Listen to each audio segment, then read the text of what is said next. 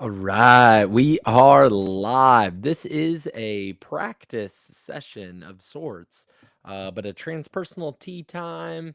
The people that are in a part of the transpersonal collective professional group, they know about those transpersonal tea times meetings. We've been having them for over a year now. We've been having them the first Saturday of every month. It's a great way to set your professional goals for the month and get support from the professional transpersonal community. So that's through the Facebook group Transpersonal Collective. And so this will be much like those meetings in a way. It's transpersonal tea time in a way. But today is Thursday, October 16th. It's 3:30 p.m. Pacific time. And a week from today, I will be doing another stream just like this on the state of the field. The state of the field of transpersonal psychology. I'll be doing a live streamed community discussion right to your computers, right to your homes, streamed live to your homes from the European Transpersonal Psychology Association Conference, EUROTAS Conference in Oaxaca. 2025 in Oaxaca. So 1 week from today. So that will be October 23rd at, is that right? Yeah, October 23rd at 3:30 p.m. Pacific time. In Oaxaca, it will be 4:30 p.m. Central time, and that will be at the actual talk will be located in the patio columnas. My Spanish, I'm working on it. It's not very good. It's not much better than the last two times that I was in Mexico, but I think the first time that I visited Mexico City, that is when I did the most preparation for the language of Spanish. Habla usted español? Muy poquito. Muy poquito habla español. But do you speak Spanish? Not very little. I understand very little. But but yeah, I'm working on that. Anyway, it looks like patio columns, and that is exciting. It's exciting to be speaking about the state of the field, to be speaking with the community about the state of the field, about you know, transpersonal psychology. Man, I know that we like to we have a tendency of towards like humility and altruism and those kinds of qualities, and that's great. And the reality is, transpersonal psychology is the most comprehensive of the fields of psychology. It is James Fadiman, one of the founders of the co-founder of Sophia University at the time he co-founded the Institute of Transpersonal Psychology. He said transpersonal psychology, one word definition, psychology. Transpersonal psychology is psychology. Some of the other forms of psychology are narrow in scope. And we in this field are very comprehensive, or are intent on being comprehensive and encompassing in scope, in how we are integrating this multidimensional layered ways of knowing and multidisciplinary field. We're integrating all of those things with scientific rigor and application. So the praxis, the pragmatics of it is what is so very important for us to be practical in this field. That is one of the things that I have observed over a decade as a part of this field. I've served in many ways. I served the Association of Transpersonal Psychology in so many ways. My university, Sophia University, in so many ways. I've served in the library, I've served as student senate, I've graduated 3 transpersonally influenced programs. The Bachelor's of Psychology was a transpersonal focus. Master's of Counseling Psychology program was at Sophia University at this Institute of Transpersonal Psychology. In the transpersonal psychology programs, it had that transpersonal influence and focus. And then doctorate, PhD in transpersonal psychology, or in psychology and a focus in transpersonal psychology, because we know that you know the mainstream tends to hear the name of this field and not know what that means. And famously written in the Wiley Blackwell Handbook of Transpersonal Psychology by Harris Friedman and Glenn Hartelius, writing about the rebranding of the field. We are in a time where it could not be easier to create a brand. That also means that it can get drowned in all the other things. So when you are out there as a transpersonal professional and thinking about your own personal brand, and I want you to be thinking about that. I want you to be working your own personal angle and making those things practical in the world, making your own reality practical in the world. I'm just checking if there's any comments. Nobody, which is fine. Hopefully, I get more word out so that people will join this live stream discussion when it's properly streamed on Thursday at the EUROTAS conference, and then other people will hopefully be there at the talk live as well.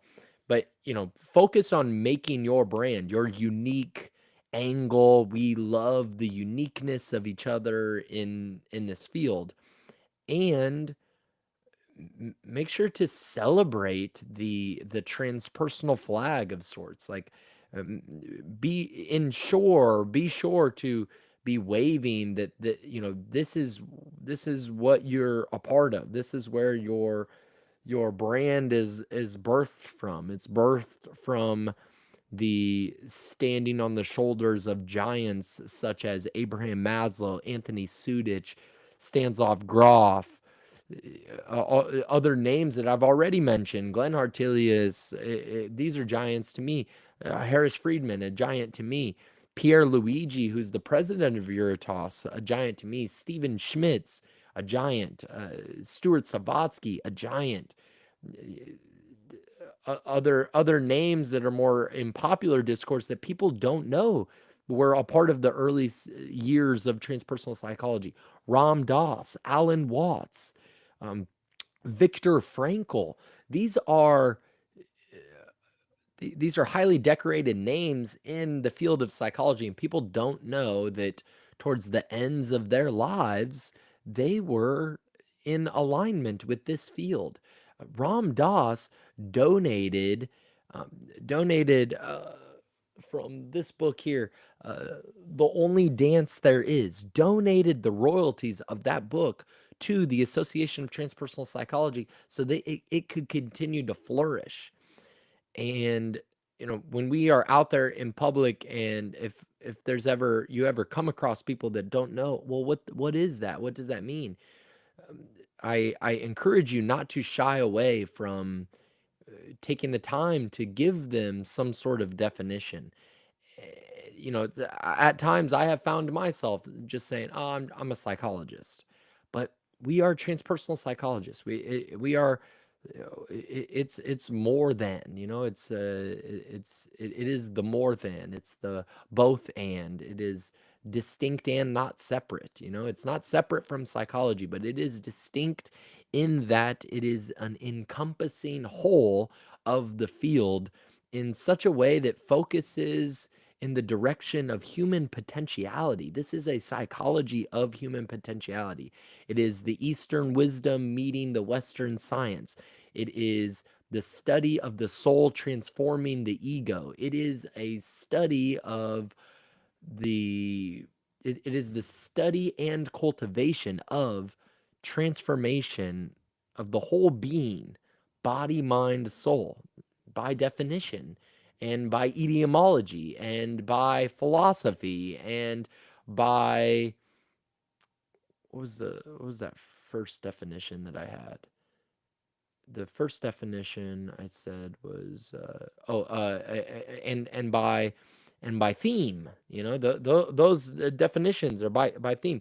The theme is human potentialities. It's a movement of human potentiality because we as therapists, as practitioners, transpersonal practitioners or transpersonally influenced practitioners, when as we are in the field, and now I'm speaking of the field of mental health, when we are out there working with people that could benefit from our support, we see the potential in them, and it is through the basis of this theme and philosophy and science and all of these things that is encompassed by the name of the field of transpersonal psychology, that is encompassed by this field.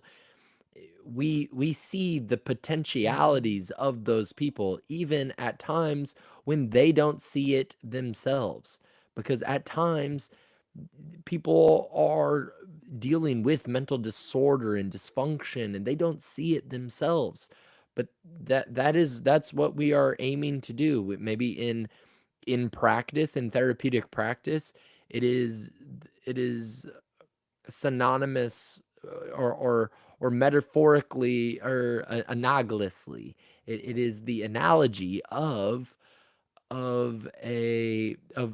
just helping a client reveal more of their unconscious, to bring more of that great big iceberg to the surface.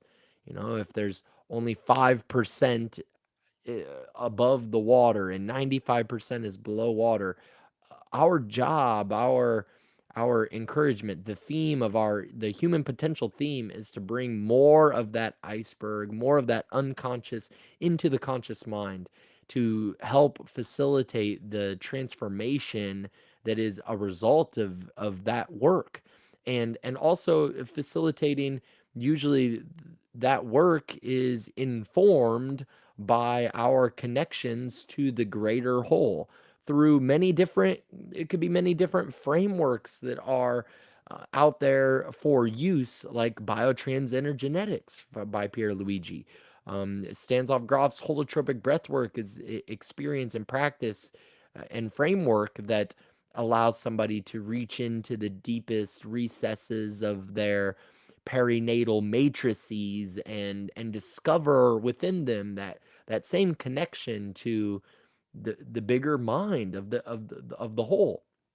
So we're informed by our experiences with God, maybe through psychedelic substances, through meditation, through all kinds of ways. There are many rivers that lead to that same ocean, but it is that ocean that informs the many rivers that we are, that we actually are these many rivers. So that ocean informs all of us. The experience to that ocean informs all of us. And that is what transpersonal psychology is. And all of those things, there's there's kind of like sometimes a little pessimistic, sometimes a little lazy, sometimes a little lackluster, almost an excuse that is used in regards to leaning on, well, it's so difficult to describe. It's difficult to use the words.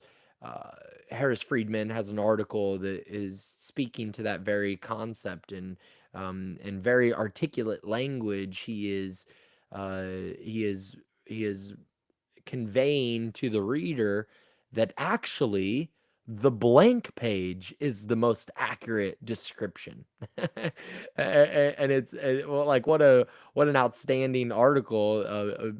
Just it's an exceptional idea, in very articulate language that he's using to describe that in actuality the blank page is the most accurate definition of God, of the all mind, of the universe, of the many different ways that we use words. As we know, words are limiting, and that's kind of what that article is describing as well, is that words, concepts can limit the the definition and thereby leave some bits out, and it doesn't then it does not speak to all of what it is, and then it doesn't get to the true name, it doesn't get to the high accuracy that we're looking for at times. But words are still valuable enough to be the pointing language that we are using to help navigate ourselves and each other and our clients, and all of those things through our frameworks and our articles and our research, and all of that to help point us in the direction of God, in the direction of source. And so we are informed by that. It's the interconnectivity of source. It's the in, through, as all of us. It's in, through, and as all of us. And so, and we know these things, and by many different words, many different frameworks, many different religious backgrounds, many, all of that. We're so diverse as a community, and potentially so also potentially could be even more diverse, and then it lands back at branding. There's a necessity for better branding, and it comes out of rising tides lift all boats. So it comes out of the branding of everyone's individual brand, like your brand in practice, in business, in practical application, your framework made into business, actually working with the real world conceptions of capitalism and business, and all of these things. We maybe we like those things, maybe we don't like those things sometimes, but it is essential. It's that this is analogous to the artist not learning about business, right? The artist also needs to learn about business so that more people see their work. If we think about the money in the world, we think about resources, who better for the hands of the resource for the resources to be in the hands of than we in the field of transpersonal psychology, or the people that are awake to this kind of thing, the people that are not sleepwalking unconsciously doing all this damage in the world, so who better? Well, in order to procure those resources, which is not ours to begin with. Those resources is a manifestation of God. That is God's resource that we procure, we win back in playing this game. We win back in the real world game. We win back so that we can do more service in God's work, so that we can do more of God's work. That is why we do this. And so it's a wonderful thing that we can be the professional intellectuals that are doing this. It's a wonderful thing. And so we have huge responsibility, and that's why we need to work our businesses and application and framework and all of those things so that we can then do a better job of branding the field to get more people on board. As far as the rising tides lifting all boats, we add more boats, more communities are positively influenced, affected by what we are bringing to the world, what we are capable of bringing to the world. But the branding aspect has not, we haven't done a great justice of that. So now our conferences and our communities, like at my school, I've had such a diverse learning experience. In my counseling psychology cohort, there were 7 countries involved. My my, one of my most diverse classes that I've taught, 9 countries involved. It's like we have, and at these conferences, there'll be 30 countries represented by various people, various transpersonal psychologists, and they're all over the world. And EUROTAS as an organization is doing a great job of that.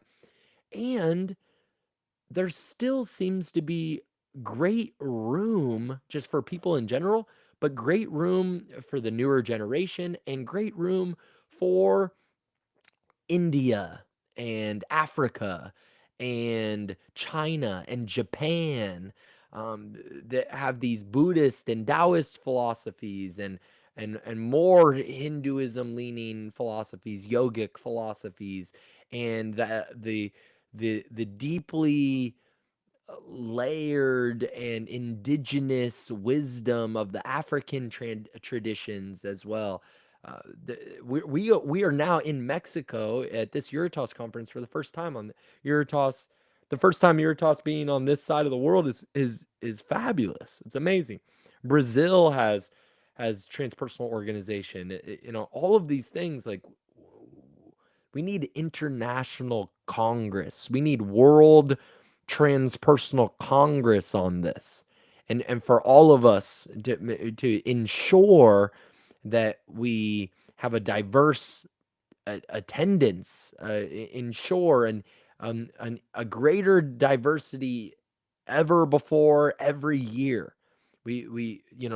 Sophia University, my great friend Dorte Lucci, Dr. Lucci, has led the initiative and been the leader of this global mental health conference, and that is the goal, and that's at Sophia University, and does an amazing job of bringing in the Asian community, owned by Chinese investment group, and our board is Chinese and Canadian, and we have satellite school in Korea and China, and continuing to look to expand, and these things. They're beautiful opportunities to be continuously informed by more diverse cultures all over the country, or all over the world rather, and more in the country and more in every country. So I'm surprised there's not more Americans in my classes and in my university, and things like this. I'm surprised that I've since my time in this field, I have strived uh, to erase the invisible lines of division between institution. Like, oh, I go to Sophia University. Oh, you go to CIS, or you go to Pacifica, or you go to Naropa. These are all transpersonal institutions in the United States, and it's like we're not able to speak to each other. Like, where's the bridge between each other? I don't mind that you go to a different institution. In fact, I would love the opportunity to learn from some of the faculty members of your institution as well. That is the tradition of a dissertation. Having a dissertation committee, one of those members is from a different school. It's from outside of your immediate institution, so that you get the opportunity to be nourished by the wisdom of those that are not directly affiliated with your institution. That is incredible. That's why we need to have more in or just like more. I don't know if we need to have to or whatever, but the it is valuable to have, invite these outside speakers, these people of Sufi tradition, of Muslim tradition, of all the other traditions that I already just mentioned, and transpersonal scholars, and have them come in person. With this COVID, this post-COVID uh, world that we live in, and AI, and things like the large language models that are up and running, we have a great opportunity. And I think that the kind of rarity and realness of the individuals that I meet in this field, the kind of individual that I am, the rarity and realness that I am, it's like that is going to become more valuable, to have an in-person experience with those kinds of people, to influence your lives in a better direction, and your children, and all of those things. It's going to become more valuable. Yesterday's price was not is not today's price, but it's going to become more valuable in a sustainable way, in a way that is it's going to show up. It's going to be more valuable, and the impact is going to continuously, maybe endlessly, become more impactful, more significantly impactful, and more significantly important to a world that is faced with chaos on a regular basis. So we're all of those things are true, and the tools make it easier, and it's also easier to not do the work. It's also easier to not show up to the conferences. It's easier to not send the emails and reach out and make connections, both professionally and personally, and do the collaborative work, and do the collaborative work when it comes to research, and all of these things. It's easier to shy away from the enthusiastic Enneagram 7 that is bald and bearded and and and saying all of these things. It's easier to ignore the enthusiasm here. It's easier in a world of AI and social media and all of these things. But we we are I think of humility as understanding the untold story in others. It is deeply empathic. I do not lack empathy. And it might not sound so humble when I say we got this. Like we're in best position to do these things. We are the professional intellectuals that this world needs. Now, a philosopher that spoke about this this idea of the professional intellectual said that the professional intellectual can be the most progressive, or it can be the most influential, the most impactful, and it's possible to be the most parasitic. And some of these people, and that these academics and scholars exist in the world, in a lot of the mainstream institutions and things. And I don't like that that word mainstream feels like it's used in a derogatory fashion, and I don't mean for it to be that way. It's just the nature of the beast is that there's a lack of openness to experience that is at a level greatly lowers seemingly, if we use these kinds of things, or just the perspective is different, but there's blinders on those perspectives. The more conventional approaches, there's blinders on there that don't see the magic in our world. We in a study of human potentiality, in the study of transformation, we see the magic in the world. We're trying to bring more magic to the world, in and through and pulled out of every individual that we are coming into contact with. We're trying to pull more out of that. And that it also requires practical application. So it requires us to be good critics of ourselves as well, healthy, in a healthy way. But we have to be critics of ourselves too, and be critical thinkers of our own ideas, our own biases. My whole brand is Gray Transforms. It's the nuance. It's this is what transforms, the non-duality. It's the weaving together of duality is what transforms. It's not the radical polarity of the pendulum swinging from one end to the other. That doesn't seem to work. We see it in our world today. Our world today is, in the last 10 years, we have uh, we have degressed in our polarity. We have become more radically polarized than ever before, and continuously that has grown. At times there's like hope that we won't be so polarized this time, but we are continuously more radically polarized than ever before. But this field is wise enough to transcend the polarity, to see the nuance and pull the magic out of that nuance. And that is what transforms people.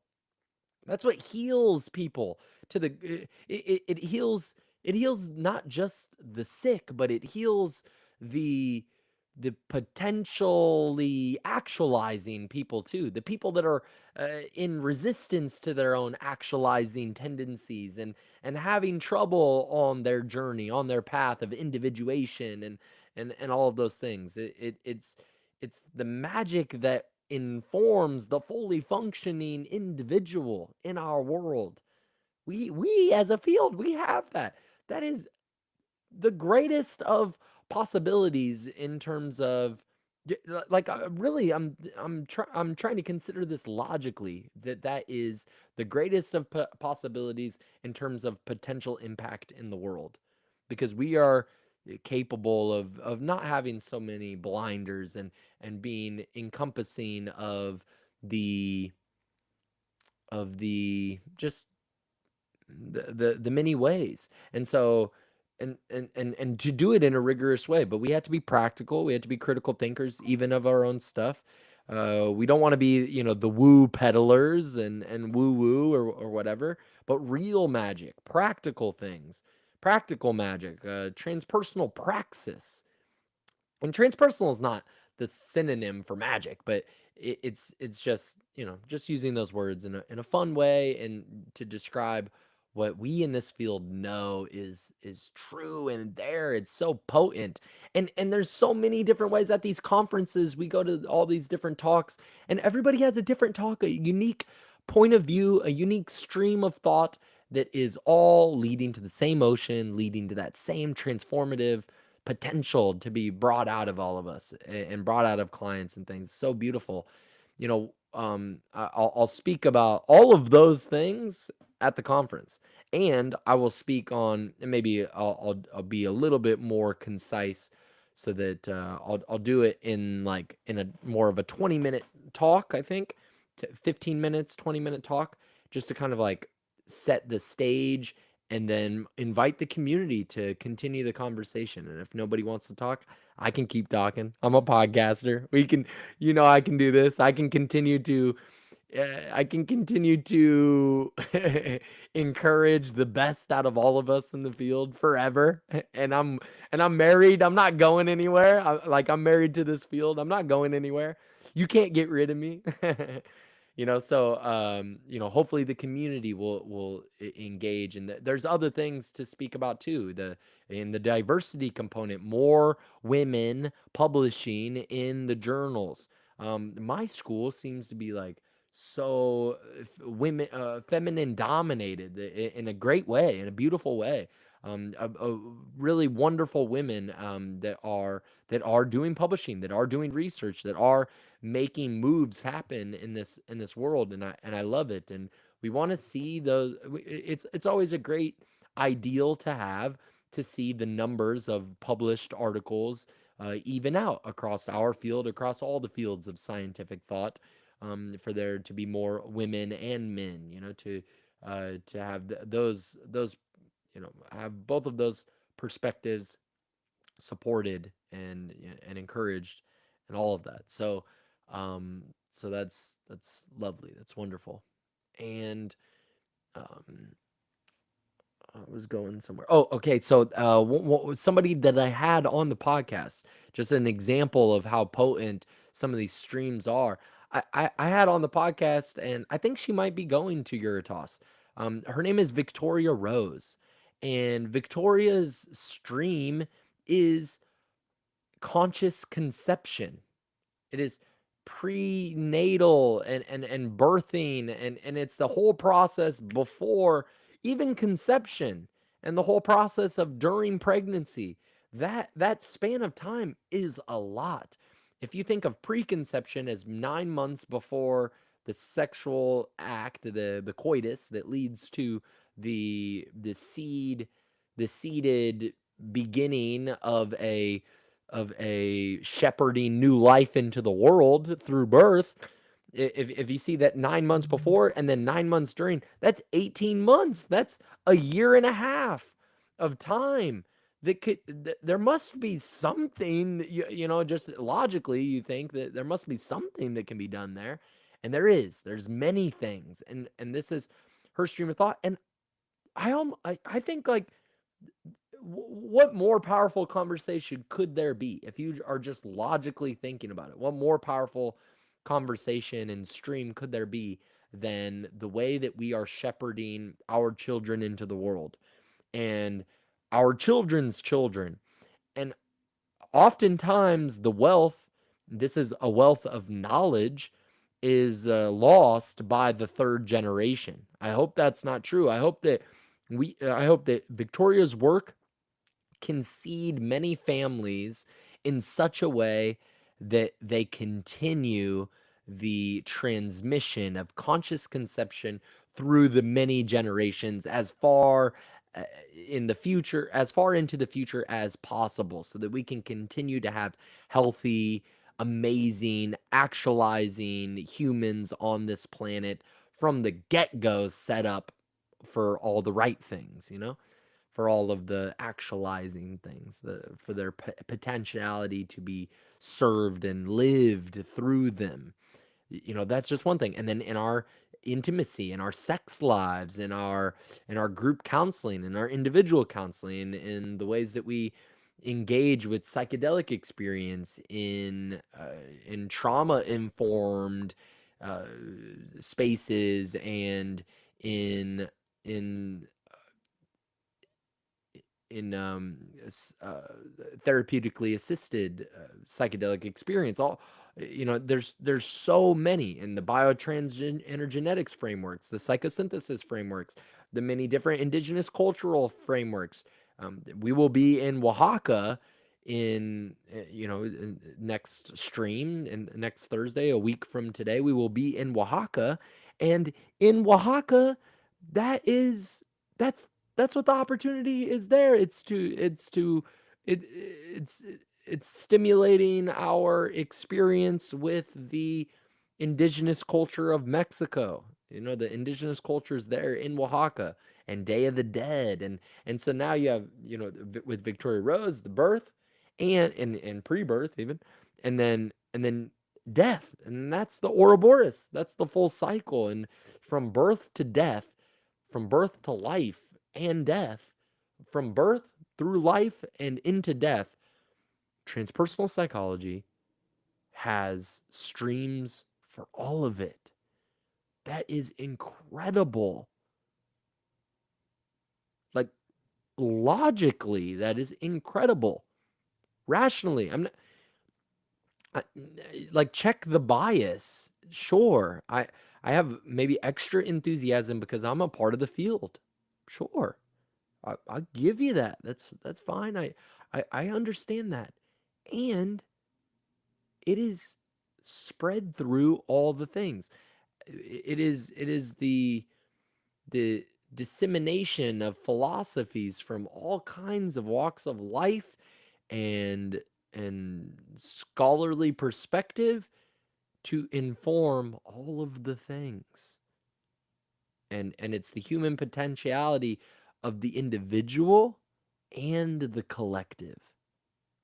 It's like, it's so much, this field. That is incredible responsibility. Incredible ability to respond to the chaos of the world in ways that the world needs the chaos to be responded to.